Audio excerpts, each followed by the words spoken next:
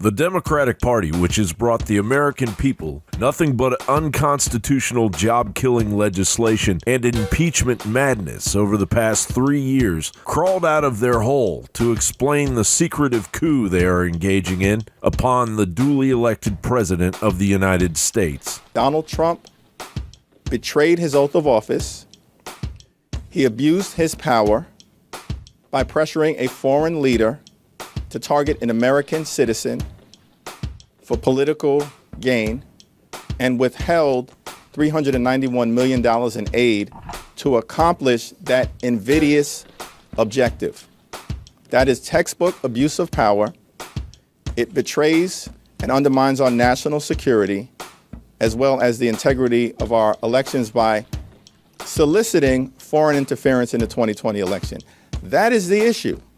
Meanwhile, propaganda becomes the overall modus operandi of mass media in America. This video right here appearing to show Turkey's military bombing Kurd civilians in a Syrian border town. The Kurds who fought alongside the U.S. against ISIS. ABC put out a little statement and said, "We regret the error." And I guess the New York Times regrets the error of putting out a photo of earthquake victims in Syria, piles of dead babies, saying Trump killed them. Now, that's called war propaganda. Remember Remington, the famous painter, and William McKinley getting us into the Spanish-American War? William Randolph Hearst famously wrote later in his memoirs that he called up Remington and he said, "You give me the pictures, I'll give you the war." And under that umbrella of deceit, our government is holding undemocratic secret meetings to impeach the President of the United States based on conjecture and slander. This strikes me as a call that's really more appropriate to be reading a transcript of from a mob wiretap. This is how a mafia boss talks. We always have people talking about how Donald Trump speaks like a mobster. I don't like these mafia-like tactics to try to intimidate witnesses. We see this from mob bosses. We do not see this from presidents. Regardless of what the Mockingbird media says, there is no evidence of mafia-style quid pro quo. Of course, there's plenty when it comes to Hunter Biden. Do you regret being on the board to begin with? No, I don't regret being on the board. What I regret is not taking into account that there would be a Rudy Giuliani and a president of the United States that would be listening to this ridiculous conspiracy idea, which has, again, been completely debunked by everyone. Some of the questions that I have, the deputy chief of mission in Ukraine was Ambassador Kent from 2015 to 2018.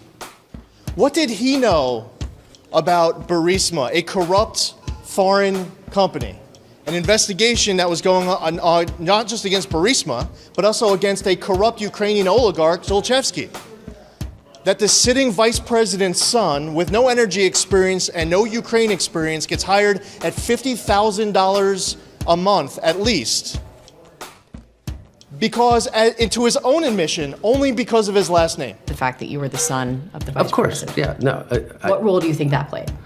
I think that it is impossible for me to be on any of the boards that I just mentioned without saying that I'm the son of the Vice President of the United States. The point man for the Obama administration is the vice president, in charge of the loans, the grants, delegated all of this authority on behalf of the United States government. He goes to Ukraine and threatens Ukraine with the loss of $1 billion if they don't immediately fire Shokin, who, by the way, had an open investigation into Burisma and Zlochevsky. Now, for some reason, Hunter Biden and some in the media like to say that that's debunked, like one big broad brush. Debunked. You know that every single thing that I said is 100% completely, indisputably accurate. In the past, impeachment hearings were regarded as so severe that it was paramount that transparency and bipartisan debate dominated those proceedings. We are beginning these hearings today in an atmosphere of utmost gravity. The questions that have been raised in the wake of the June 17 break-in strike at the very undergirding of our democracy. If the many allegations made to this date are true, then the burglars who broke into the headquarters of the Democratic National Committee at Watergate were in effect breaking into the home of every citizen of the United States. And if these allegations proved to be true, what they were seeking to steal was not the jewels, money, or other property of American citizens, but something much more valuable, their most precious heritage, the right to vote in a free election. We will inquire into every fact and follow every lead, unrestrained by any fear of where that lead might ultimately take us. Nowadays, in this New World Order slow roll takeover, the Republican minority can't even get subpoena power. We can't leak grand jury information. We're told not to talk about any of this testimony publicly, but yet they seem to release little, portions that benefit their case. That's not how a prosecutor works. That's not how a case works. It violates federal law, and yet that's the process in which he is proceeding on. This should be an open proceeding. We should have open hearings on this. The American people should be able to watch this. You're sitting out here for 12 hours a day not knowing what's going on in there, and most members of Congress have no idea what's going on in there. Being led by one man and one speaker, that is not democracy at all, and it defies democracy. But fear not. The Democrats and their bureaucratic intelligence minions face investigations from Attorney General Barr, U.S. Attorney John Durham, and the Pfizer report from the Department of Justice Inspector General Michael Horowitz is soon to be revealed. John Bound reporting.